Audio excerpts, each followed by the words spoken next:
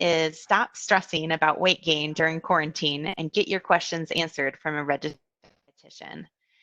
So I think I see Suzanne on the call, and so go ahead and take it away, Suzanne. Thanks, Caitlin. Thanks for that introduction. So I actually do have a few slides. I just thought in case you didn't have a question ready for me, but there'll be plenty of time at the end here for questions as well. So I thought I would throw in a little bit of content, but let me tell you a little bit. I'm fine with watching the chat box. I'm fine if you want to interrupt me and turn off your microphone. That's great too. So just stop me if something comes up, and we'll just make this as interactive as possible. So right now, I don't see any question really being off limits. I might not have the answer for you today, but I can certainly get back to you if I don't. So let me share my content here with you.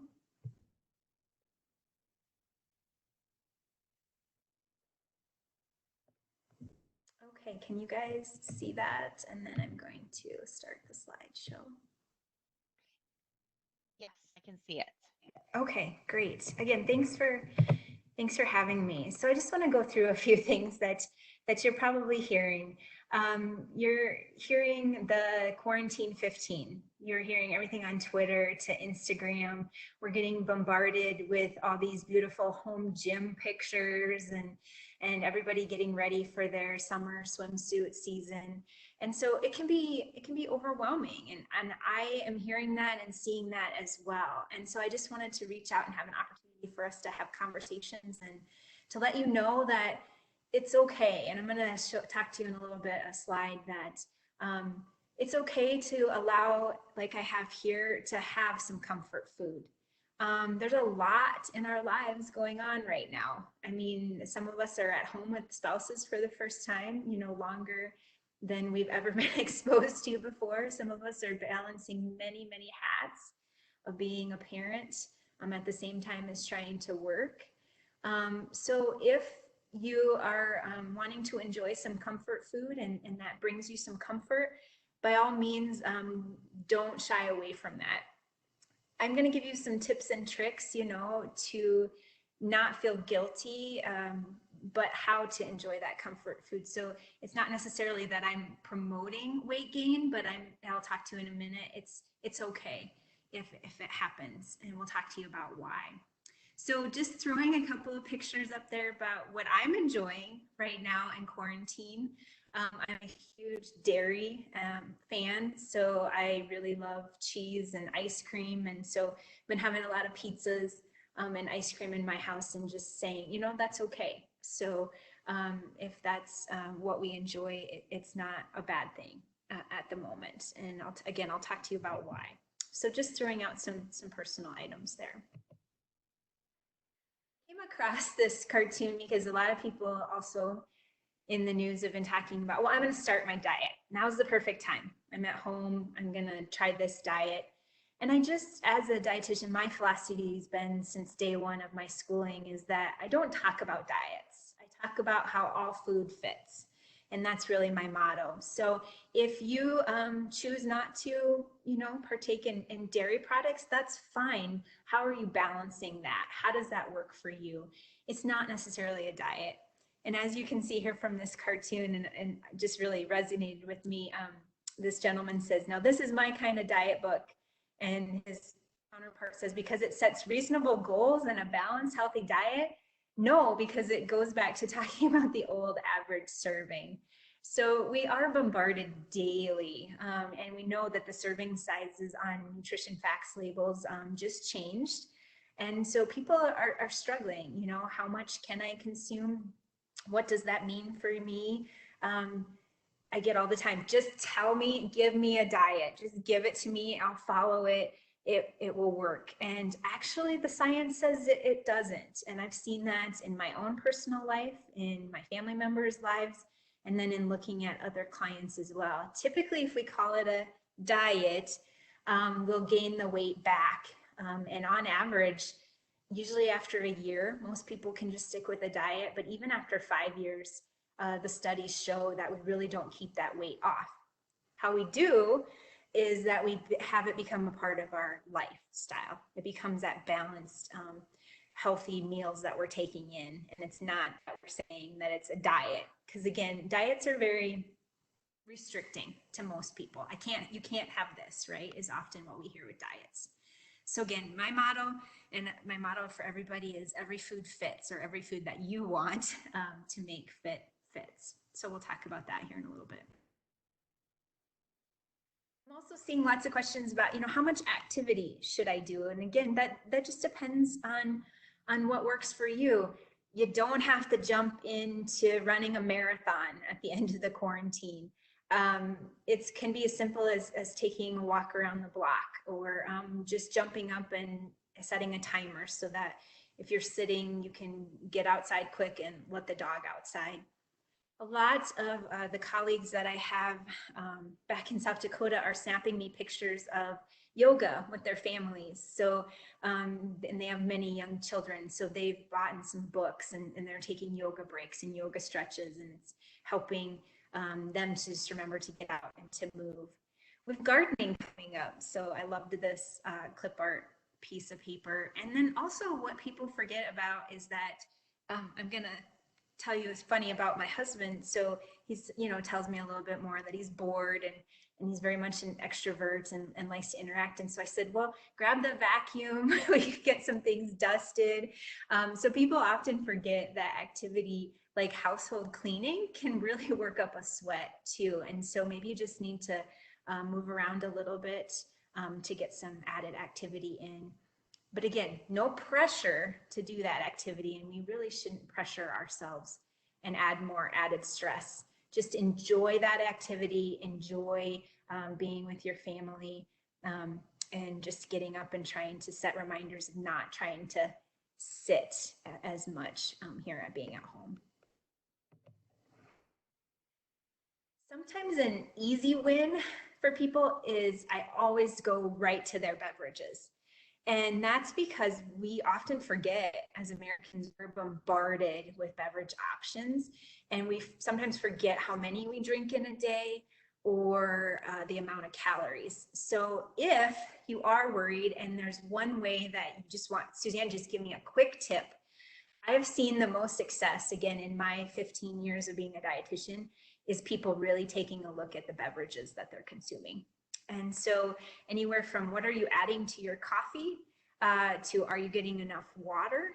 Are there calories in the water that you're drinking because maybe you're adding a packet to it, or are you really reading the label of what it says? Juice is one of my beverages that if people really feel strongly about drinking juice, we try to look at ways that we can reduce that or add, like we do with infants. I tell a lot of my adult clients, you can also dilute juice, just like we tell you if you're introducing it to an infant. And so eventually, where you don't need to drink that juice, but you can eat that fruit or that vegetable instead. So again, my philosophy on juice is to really try to limit it. And then finally, soda, or what types of calories and items are we choosing? So are you choosing the diet version? Are you choosing, some of the new bubbly waters if you want to get that, I get it, that bubble, that effervescent, that seltzer kind of type of mouthfeel. So there are lots of options. This can just be a quick way if you're stressing about what you can make a change. So what if you gain weight during this? Again, I really wanted to come back to this slide. It's more than likely temporary. Don't stress yourself out about it. Our bodies are under a lot of stress right now. And as we get into, it's going to be a new normal, but as we get back to engaging in some of those activities we were able to do previously, whether it's just a regular work schedule, or our other schedules throughout our, being with our children and being outside of home, our bodies will say, okay, yeah, I remember where I was at. We weren't at this weight before, and more than likely we'll all bounce back to that. So again, stress can also, just keep weight on too. And so it might be happening. And so we're all going through it. And I can assure you that more than likely it is going to be temporary. And so we like routines. These small fluctuations are normal. Now, if you're coming out with, I'm thinking most of us have been quarantined for about a month. If you're coming out with the 20 plus pound weight gain, then we've got to adjust and say, okay, maybe what happened. But more than likely, a few of us are going to gain maybe 5, maybe 10 pounds. And again, that's normal. It's going to be temporary. So just a reminder, again, get your juices flowing if you want to ask questions. But don't forget, as you're sitting around, and if you are looking for something to grab, try to grab fruits and vegetables. And I immediately put frozen vegetables on there. I know some people were concerned about what they could get. We really forget about the health benefits of, frozen and canned. So if you can't get fresh, that's fine. I'm an avid consumer of frozen and canned vegetables myself. One of the tips is, don't eat out of the bag. So again, I'm going to use lots of personal examples. We wanted chips and guacamole, but I got the big bag of chips from Costco because my husband's a huge snacker. I literally have to measure out the 9 tortilla chips or I'll eat the whole bag. So I measure them out and I walk away. I might go back 2 or 3 more times.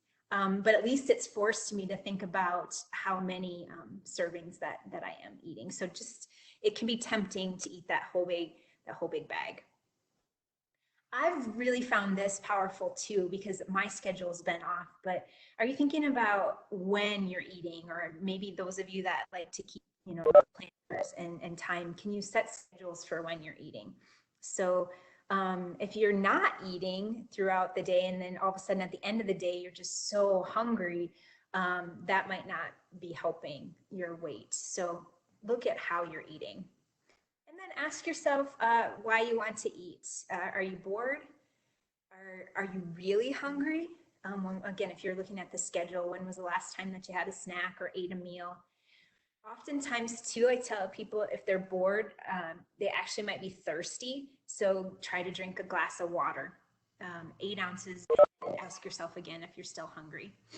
And are you tired? I know my sleep schedule's been incredibly off as well. So just there's tons of scientific research that says that we tend to make less healthy options when we're tired. So can you squeeze in a power nap?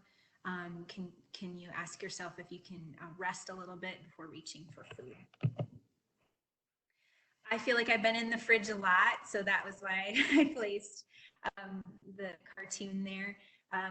And so I'm often bored and I'll just go open up my fridge. It's one of the first things that I do too. So can you log what you've eaten? There's tons of free apps. Again, in talking with my clients and then telling myself, if I know that I have to log it, okay, ate 6 pieces of Ghirardelli dark chocolate, I might think a little bit before I eat the 8th or 9th piece. So just having something that can help you to log that. I think we talked a little bit about mindless snacking, but it is about being in tune with your body and just asking your body again, am I bored? Am I hungry? Why? Why am I snacking? Try to shut off the screens. We purposefully put our only TV in the house upstairs and away from the kitchen. I don't know, most houses now are being built where the kitchens are connected to their common areas, and that's really hard because then you're constantly seeing food.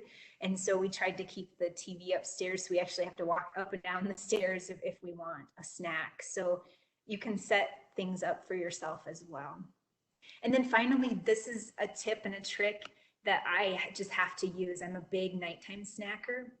So I'll try to go brush my teeth so that then I'm done for the night and remind myself, especially if I also, do my flossing as well. Nope, you're cut off, Suzanne, because I don't want to go back and have to do that routine again. So just little tips that I've learned.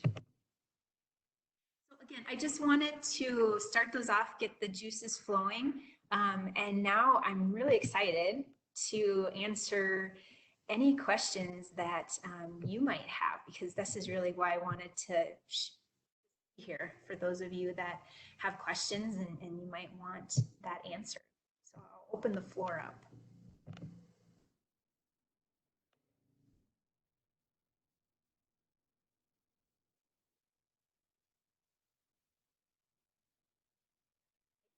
I recommend a food diary. I honestly do. And that can be a variety of ways. And if I could show you all, I should pulled it up. I track every single day on MyFitnessPal. It's free. It works for me. I have found in my lifetime that when I stop tracking, I gain weight. And again, I think it's kind of the accountability factor. For me, it's that I have to log that I ate 9 pieces of chocolate. I'm a huge chocolate fan. And so when I'm like, okay, Suzanne, stop, you know, and then I see that calorie amount popping up. Might not work for everybody, but I have personally had success with that.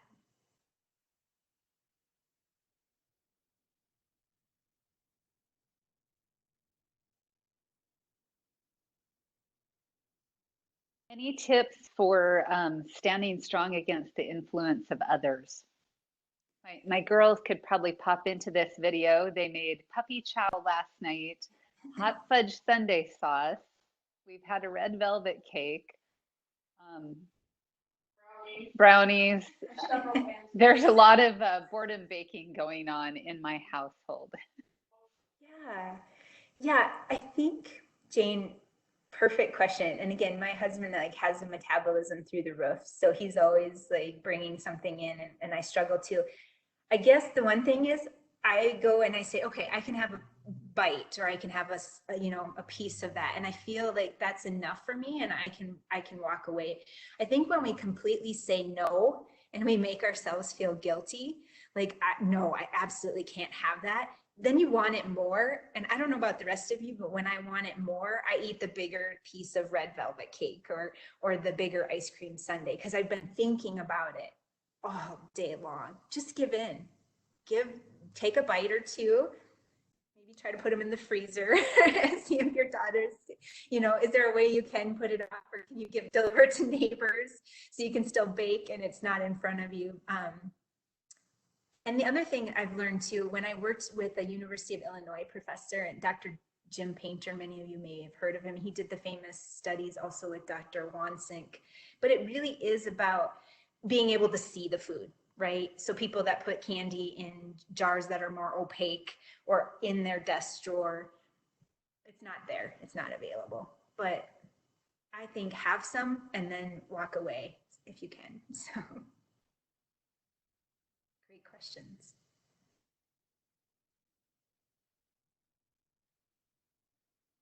Yeah, and somebody else typed in, you're right, you might not be tempted to eat the biggest piece. Yes, looks good. You know, that's so tempting. Maybe did they make it with wheat checks? I don't know. I'm getting really in the weeds here, but we could get creative with the somebody else is presenting later on the pantry. So yeah, get creative. Great questions.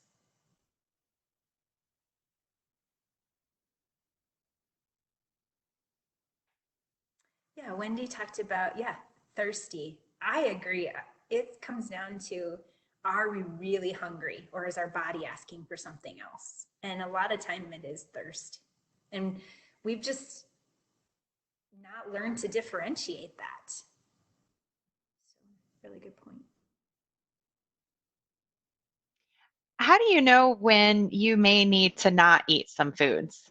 Like I've noticed that I've broken out a lot over this quarantine and I have been eating a lot of chocolate. So I toned down the chocolate. So how do I know if maybe there's something else that I'm eating or if it's just stress?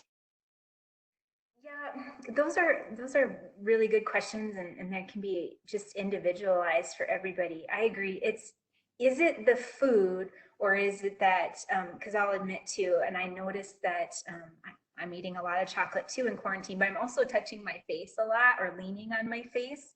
So I mean, I think our bodies, you know, how do you feel after you eat that? Do you feel like um, I don't want to say icky, but you feel different. You know, I think your body can tell you that too. Or like you said, Caitlin, if there have been studies shown that certain foods can promote certain outbreaks or irritations as well. So you could, if you're keeping that food log, you could also note, so some people not only with the food they eat, but how do they feel too? Or did my body change, or did I have a reaction as well?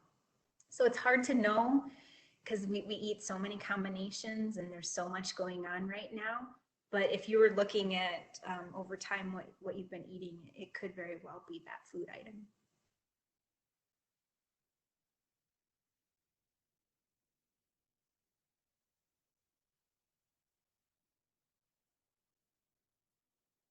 How much water do you recommend? Oh, I mean, I recommend that we at least try to get 8 ounces a day, but it just varies. I mean, for the average person, we even sometimes say, I mean, if I were writing a chart note right now at the clinic, I would tell most average people 3,700 milliliters of water a day, which again is about 8 to 10 8-ounce cups. So it's can be a lot because people, if you don't mark it, you know, like, I mean, I have this and this is 25 ounces. So I just try to make sure I go through, you know, three or so of these a day. So whatever's helping you, or could be a visual reminder, that's good too. Say, okay, how many of these have I had so far today? And if you're exercising more, of course, and it's getting hot, you're going to need some more water.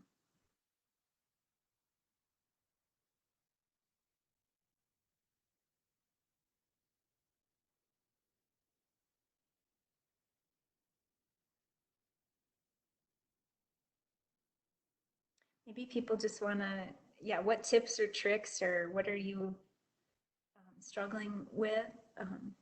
Sounds like we all are kind of doing the same, a lot of baking. I'm just going to ask a ton of questions. Okay. You can take Christine's first. I'll type mine in. Okay. Recommend getting nuts to eat. Yeah, Christine, great point. And that's why the protein, usually the satiety, it's got a little bit of fat in the nuts, and the protein really can hold us over. And for a lot of people, it meets that crunchy, it meets that salty, you know, depending on what kind of a nut that you're consuming, that can really help. Benefits of vitamin D, the best sources in food. You know, so it's that sun factor.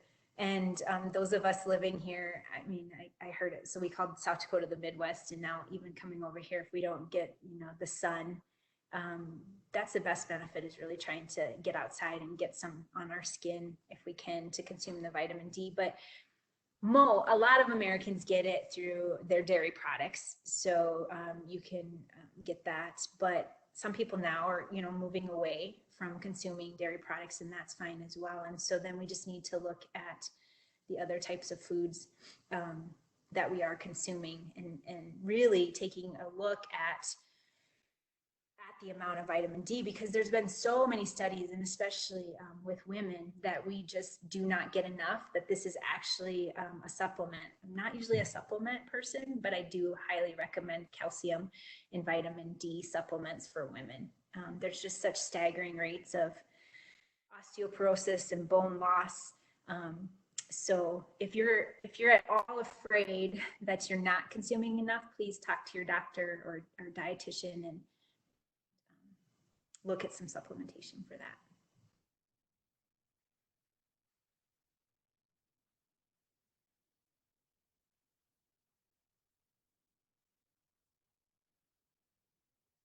You're never too old to change either. I'll have a funny. So I sent my parents, my dad is 80 and my mom's almost 70. And so I wanted to send them a food care package because they live in rural South Dakota, and they can get groceries, but I wanted to send them things that they've never had before. And just, my dad's a snacker. And so so these bars that are made now more out of dates and nuts, and you know, I don't want to name the name brand, but there's a lot of options out there now that don't necessarily have like the flour and those, you know, preservatives in them. I sent him that. And so I really thought my mom would be the one to consume them, but my dad now has been calling me every night and going, wow, these are really good. Is that really all that's in there, is egg whites and dates? And so again, you're never too too old to try something new, to learn something new, to ask questions. And so I found that really, he makes me chuckle because he's like, what new flavor are you sending me this week, Suzanne? So, calcium, yeah, if you don't, oh, somebody was gonna ask something. Oh, it's just me. I was just going to say, I think sometimes too, the psychology, like we think we're gaining and we think all these things, but I had the opportunity Sunday night to move files onto a new computer, some photos from years ago. And so I think I'm so much heavier now, but really the photos would indicate this is the size I've been for a long time.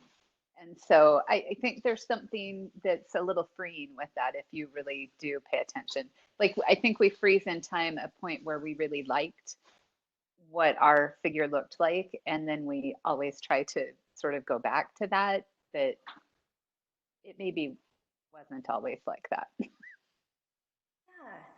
Jean, and the thing that I struggle with and women struggle with is that if we have more muscle too, more muscle mass, again, that's going to weigh more. So I'm not a big scale advocate. I'm a big, yeah, how do you feel about how you're looking right now? How are your clothes fitting? Would you like them to fit a little differently? You know, it's because we all carry muscle and things differently. And so you're right. It's, let's not compare ourselves to, and just be cognizant that you might now have more muscle. That scale might be higher, but you actually might be more fit. Caitlin, calcium if you have 20 dairy products. Yes, sorry, and I guess I kind of overlapped on that, think on your vitamin D. So lots of leafy greens, and luckily, at least I know in some rural areas you might not be as able to get those. You know, Popeye and spinach, that cartoon growing up. Legumes, so some of our legumes will have that. Seafood, especially if you're able to actually eat the seafood that might have, and some people don't like the, but it has like the bones in it too sometimes, but a lot of seafood can have a higher calcium content. Dried fruit, some of the dried fruit varieties, tofu, and a lot of people forget about tofu as well, and that can easily be substituted, and now it's amazing what they can do with some of those flavors as well. So hopefully that helps. And as I talked about supplements, one thing that a lot of companies are doing now is, you know, they'll be adding in calcium into some food items. So again, our bodies don't absorb it as good as if it's the real food item. So I always recommend food first prior to a supplement. That helps.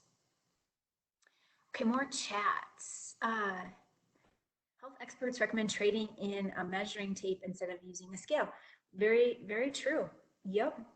Or like we were always trained to use the calipers so you can measure, you know, like where people, sorry, a lot of people are, you know, like on your arms and stuff too. So, so looking at muscle. So.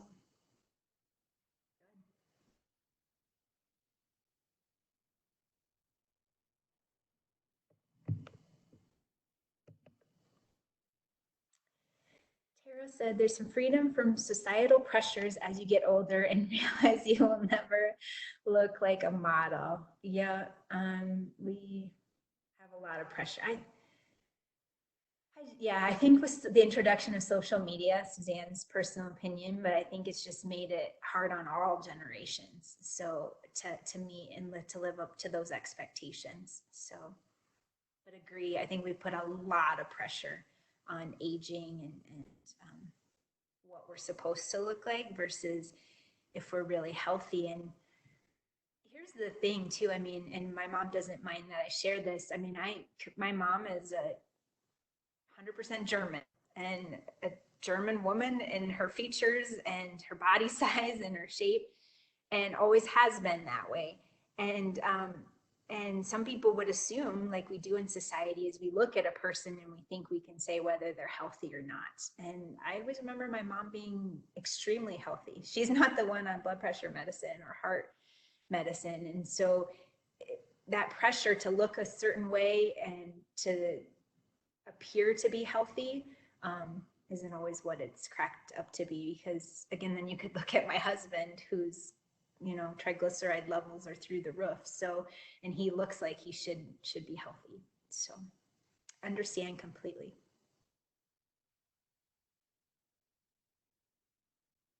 Some more typing. Jane said, isn't it amazing how our bodies can flex, gain, lose weight for us relative to the different challenges in life? Absolutely. Good quote to come back to. So Jane, very wise, wise quote there. So again, it's not about, don't stress. Your body will bounce back. It's right now, if you are stressing, it's holding on to that fat. It says, no, I'm getting ready for the fight, right? The flight or the fight. And so it's saying, I need this. And so don't put added stress on at this point.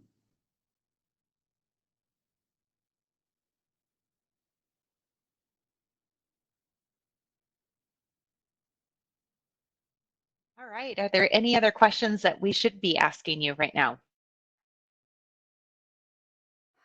So I try to do my tips and my tricks. Trying to think. Trying to dig deep into my memory bank of what I usually get asked. I haven't consulted for about a year now, so.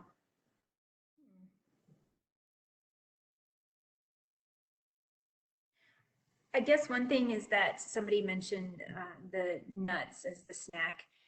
I think what a lot of us, and again, I'm thinking it's mostly females on here, is we forget about protein too in our diets. So just by increasing a little bit of protein, a little bit more throughout the day, that can help too with those hunger cues, or just taking a look at, where have I had my protein? And it can come from a nut butter, so those peanut butter and nut butters to, you might think this is gross, but I like a protein shake in my coffee. It's like a latte for me, it's like a latte or a frappuccino, but that's how I consume my coffee. So I'm just always constantly looking at how to get in a little bit extra protein, and that seems to help. And it seems like clients who have struggled in the past, if we really dig down to their protein intake, that can be a little tip or trick.